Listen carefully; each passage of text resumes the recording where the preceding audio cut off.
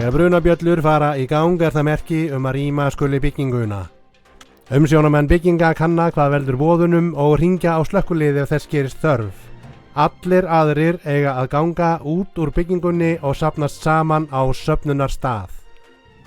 Kennarar í kennslustund stýra rýmingu kennslustofunnar, gefa nemendum færi á að klæðast yfirhöfn og leiða hópinn að söfnunarstað og gæta þess jafnframt að enginn verði viðskila við hópinn.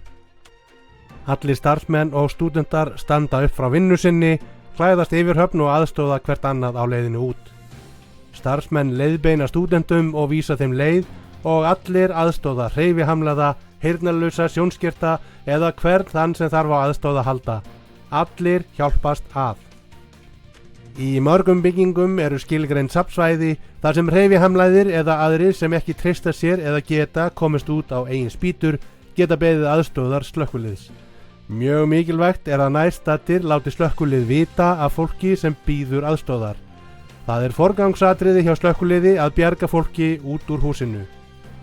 Unnið að því að skilgreina örugg svæði í fleiri byggingum. Rýmingaræfingar eru haldnar reglulega einu sinni á ári í hverri byggingu.